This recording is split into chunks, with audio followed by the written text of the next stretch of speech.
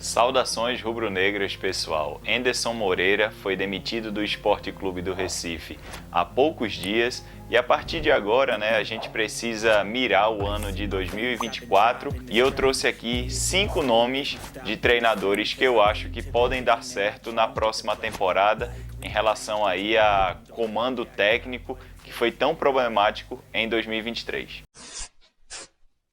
O primeiro nome aqui é Hélio dos Anjos, atual treinador do Paysandu, e num recorte recente, Hélio fez bons trabalhos no Náutico, naquele ano em que o Náutico fez uma arrancada muito boa na Série B, e só não subiu ali porque perdeu vários jogadores, a diretoria se desentendeu com o próprio Hélio, e nesse ano ele fez 2 bons trabalhos. Ele começou na Ponte Preta, a Ponte Preta estava na Série A2 do Campeonato Paulista, ele subiu como campeão, e aí depois ele ficou desempregado, o Paysandu contratou ele, e ele subiu o Paysandu da Série C para a Série B. Então assim, em relação às conquistas atuais de Hélio dos Anjos, ele pode se credenciar a pegar o Sport na Série B. E aí a gente começa aqui, Ele se capacitou e fez bons trabalhos no Náutico e no Paysandu, como eu falei, foi um ponto que eu anotei sobre ele. O segundo, conhece o esporte e por isso pode e cobrará muito de todos que fazem o futebol do clube. Hélio dos Anjos é um cara que já passou pelo esporte em várias oportunidades, fez bons trabalhos, fez trabalhos não tão bons assim. No geral, eu acho que ele fez bons trabalhos no esporte. Eu lembro da década de 90 que ele foi bem. Em 2003 ali quase subiu o time para a Série A, quando a Série B tinha outro formato, era um quadrangular final, levou o Sport até as semifinais da Copa do Brasil, perdendo para o Flamengo naquela ocasião. Então, ele conhece o esporte nesse momento precisa de profissionais, sobretudo um treinador que conheça o clube, conheça a torcida, para poder tomar decisões até à frente da diretoria, Por conta dos problemas que houve em relação à gerência de futebol, em relação à diretoria nesse ano, a gente precisa de um treinador que se ambiente, já conheça o clube, conheça como funciona a torcida, para que o trabalho flua bem, flua melhor do que nesse ano e não comece um embate contra a própria torcida, como já houve nessa temporada de 2023. Um terceiro ponto sobre Hélio dos Anjos, e aí mais tático, Ele é um cara que hoje está utilizando mais o 4-2-3-1 para atacar e defendendo um 4-4-2, então em relação ao esporte de Enderson Moreira na temporada de 2023, não teria tantas mudanças em relação ao esquema tático, mas aí Hélio dos Anjos é um cara com uma cabeça mais aberta para, se esse esquema tático não funcionar, ele chegar ali e usar um 4-3-3 ou até uma linha de 5, diferente do que foi Enderson Moreira nessa temporada. E o último ponto sobre Hélio dos Anjos é: a marcação dele geralmente é muito alta. Nos últimos trabalhos que ele tem realizado, a marcação tende a ser muito alta, mas precisa de ajustes para melhorar a linha defensiva, pois joga muito alta essa linha e sempre toma gols por conta disso. Então, no Náutico, ele cometia muitos erros em relação ao posicionamento das linhas. O Náutico, às vezes, era um time que atacava muito e tinha às costas dos zagueiros vários buracos, e aí o time que jogava contra o Náutico naquelas oportunidades, utilizando transições ofensivas e contra-ataques, conseguia machucar o Náutico muitas vezes, porque as linhas dos times de Hélio dos Anjos atualmente sobem muito, então é preciso que ele faça aí uma revisão, uma correção de posicionamento e, sobretudo, de time para subir e descer essas linhas. O meu segundo nome é Thiago Largue. Thiago Largue atualmente já está no Sport Clube do Recife, Ele veio para comandar aí o Sub-20 do clube, mas na minha visão o Sport pode abrir mão dessa ideia dele comandar a base para começar a temporada de 2024 com o elenco profissional. Um segundo ponto é que ele possui ideias modernas. Ele é um cara extremamente capacitado, já fez diversos cursos, acho que na Europa também.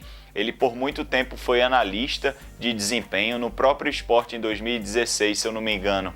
Ele compôs aquela comissão técnica de Paulo Roberto Falcão na oportunidade, então ele tem vários conhecimentos em determinados departamentos do futebol e hoje ele é treinador. Então eu acho que ele possui credenciais, ele possui um repertório aí para empregar as suas ideias teóricas sobre futebol na prática. O terceiro ponto é: ele é um treinador que gosta de marcação-pressão e na maioria das vezes não abre mão da posse. Ele é um cara de versatilidade, mas na maioria dos clubes em que ele joga, foi assim no Goiás, quando ele ficou pouco tempo, por mais que ele não seja o time que tenha maior iniciativa durante os 90 minutos, mas ele é um cara que sobe muito a pressão, jogando dentro e fora de casa, e na sua saída de bola, ele geralmente força até o último instante essa saída de bola sustentada. Ele não é um treinador como, por exemplo, Guto Ferreira, ou até Jair Ventura, um cara que desce muito as linhas e quando precisa sair a partir do seu goleiro, o goleiro usa a primeira ligação direta para tentar ganhar a segunda bola e a partir daí inicializar um novo ataque. Thiago Largue não, ele não abre mão muitas vezes dos seus conceitos e possui um perfil moderno mais alinhado com o futebol que se pratica hoje. Quarto ponto é que ele cobra muito dos jogadores e por conta disso ele saiu do Goiás. Eu lembro que ele assumiu o Goiás ali naquele ano da pandemia e ele cobrava muito dos jogadores, assim, até de forma veemente. Os jogadores se queixaram, coisa típica do futebol brasileiro, né? Os jogadores no Brasil, entre aspas, são mimados, muitas vezes eles não aceitam tantas cobranças. Os treinadores, sobretudo os mais velhos, os mais experientes, precisam lidar com eles com muito cuidado e Thiago Largue é um cara que não tem tantas papas na língua. Ele cobra mesmo, ele tenta fazer com que os jogadores desempenhem aquilo que ele quer e aí às vezes ele sobe muito o tom e o Sport precisa de um treinador assim também. Percebam que eu já botei Hélio dos Anjos, o próprio Thiago Largue, porque o Sport não vem recebendo cobranças nos últimos 2 anos. Então a minha lista aqui foi com base também em treinadores que possam cobrar de certos jogadores. E o último ponto é que ele teve algumas oportunidades em clubes grandes, mas no geral esse desempenho dele não foi tão satisfatório assim. Ele teve a oportunidade no próprio Goiás, teve a oportunidade no Atlético Mineiro, fez trabalhos ali medianos para baixo, mas eu acho que no Sport, numa Série B, no time de camisa, um time que vai precisar ser protagonista mais uma vez, e ao que tudo indica, numa Série B, eu acho que ele pode receber mais uma chance de comandar um time profissional e eu acho que ele poderá dar certo no Sport sim. O terceiro treinador é Mozart, hoje ele está no Mirassol. É um cara que passou por vários times aí, tanto de Série B e acho que de Série C também. Um cara que fez carreira na Europa, se eu não me engano na Itália, jogou no Palmeiras, eu vi ele jogando, era um volante. Então eu acho que o trabalho que ele fez, sobretudo nesse ano no Mirassol, alinhado aos conceitos que ele tem de futebol, eu acho que ele poderia ser um bom nome para o Sport. E aí ele tem uma boa metodologia de jogo, ele consegue treinar muito bem as suas equipes. Em um período curto a gente consegue já ver a cara dele nas equipes que ele comanda. A marcação dele geralmente é muito alta e ele valoriza a posse de bola. Então, como ele jogou muito tempo na Europa, eu acho que ele absorveu muitos conteúdos dos treinadores e hoje, como ele é treinador, está tentando imprimir esses conceitos nos times dele hoje, né? Nos tempos atuais. Então ele é um cara que marca alto, mesmo fora de casa, que sai lá de trás com sustentação. Ele fez isso contra o Sport dentro da Ilha do Retiro, no empate em 0-0 com o Sport. E aí em São Paulo, na vitória do Mirassol, que ele venceu por 2-1. O campo estava sem condições, mas em muitos momentos ele conseguia fazer isso também. Então ele também, ao lado de Thiago Largue e até do próprio Hélio dos Anjos também, ele tem um pensamento assim moderno e versátil para o futebol que se pratica hoje. A experiência enquanto jogador, como eu falei, atuou na Europa, que pode ser benéfico em relação à implementação do modelo de jogo. Então eu já falei aqui, eu acho que é um cara que jogou muito tempo fora, né? Jogou na Itália, se eu não me engano. Ele absorveu tudo isso e hoje ele tenta colocar esses conceitos nos times dele. O que na Europa se praticava lá atrás, o Brasil está praticando hoje, basicamente. Então, ele não perderia esse time de imprimir os conceitos de futebol que ele aprendeu ainda como jogador. E o último ponto, mais tático, é que ele utiliza mais o 4-2-3-1 também. Ele gosta de jogar com esse meia mais centralizado, atrás de um centroavante, com 2 pontas, tanto do lado direito como do lado esquerdo. E é um nome que eu gosto muito, né?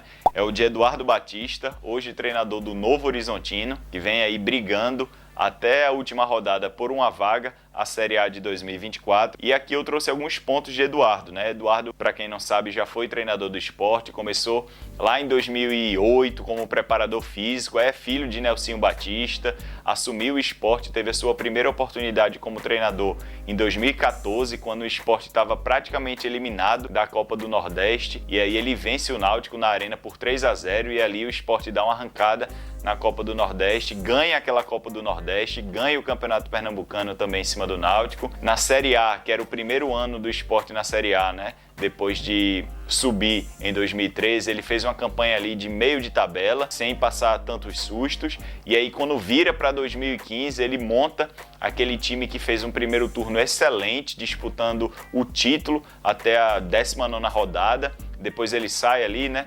Recebeu uma proposta do Fluminense, até saiu de forma equivocada, na minha opinião, lá no Rio de Janeiro, para um jogo contra o Vasco. Então o Eduardo tem um histórico no Sport, em 2018 ele retorna, não fez uma boa campanha, o Sport cai naquele ano, não por culpa dele, mas o Sport cai em 2018, ele não consegue ter bom rendimento. E a partir dali ele fez alguns bons trabalhos em alguns clubes, sobretudo no interior ali de São Paulo, Mirassol, o próprio Novo Horizontino. E eu trouxe alguns pontos sobre Eduardo Batista aqui. Oscilou em alguns trabalhos nos últimos anos, mas o saldo é positivo, sobretudo aí nos 2-3 últimos anos. Eu acho que vale a pena dar mais uma chance a Eduardo, porque os times que ele pegou nos últimos anos, ele fez bons trabalhos, desenvolveu bons jogadores. No caso específico é Neto Moura, né?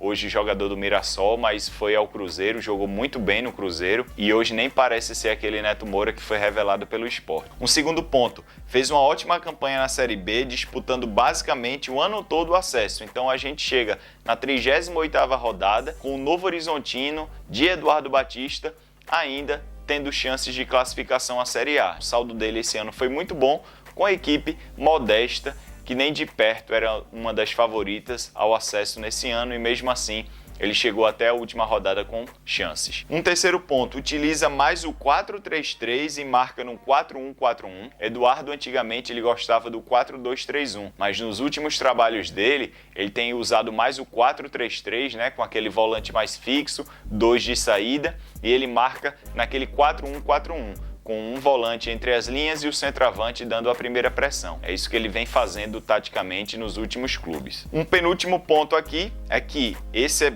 de extrema importância, valoriza bem, muito as categorias de base. Olha, eu lembro que ele deu chance a Érico Júnior, eu lembro que ele deu chance a René, eu lembro que ele deu chance ao próprio Neto Moura, ele deu chance a vários jogadores ali em 2014. Vários desses jogadores conseguiram projeção, o próprio René, falei agora de Neto Moura também. René hoje que é lateral esquerdo do Internacional, passou muito tempo no Flamengo. Então o Eduardo ele é um cara que valoriza, que coloca os meninos para jogar e o Sport precisa fazer isso. Esse ano o Henderson negligenciou as categorias de base, a categoria de base na Copa São Paulo fez uma ótima campanha ali na Copa São Paulo de Futebol Júnior. Tinha vários outros jogadores, além do próprio Fábio e de Pedro, para jogarem e não jogaram, porque Henderson preferiu colocar os medalhões para jogar. E aí Eduardo é um cara que bota os meninos. Se Eduardo tiver que botar um menino em detrimento a um jogador medalhão, ele vai fazer. Então